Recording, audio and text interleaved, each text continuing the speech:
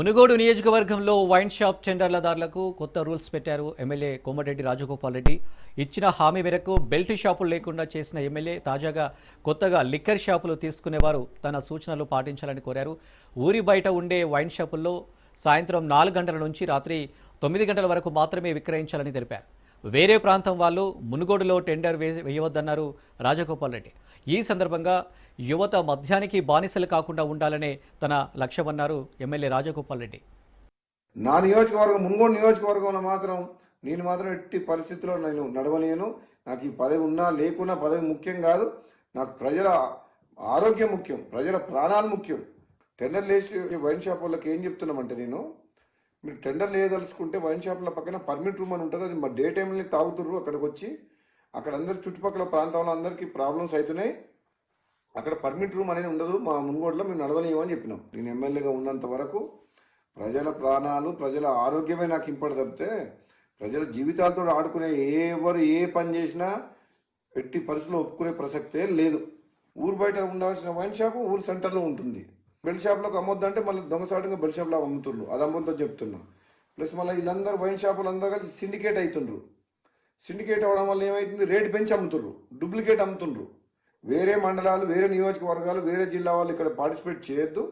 Wine shop locations కూడా తప్పున్నాయి. టౌన్లో, సెంటర్లో, పబ్లిక్ ప్లేసెస్లో పెట్టిండ్రు. అది ఊరు బయట పెట్టాలి వైన్ షాప్. అసలు తప్పకుండా ఈ మునుగోడుతో పాటు తెలంగాణ రాష్ట్రంలో ఈ ఎక్సైజ్ పాలసీని సమీక్షించి ఈ ప్రజల ఆరోగ్యం ఖరాబ్ చేసేది కాదు, ప్రజల ఆరోగ్యం మెరుగుపరిచే విధంగా మనం ఏ విధంగా ప్రభుత్వం పనిచేయాలనో ఆలోచన చేయాలని చెప్పి కూడా ప్రభుత్వం దృష్టికి తీసుకుపోతున్నాను. తప్ప నా నియోజకవర్గం మునుగోడు నియోజకవర్గంలో నేను మాత్రం ఎట్టి పరిస్థితుల్లో నేను నడవలేను.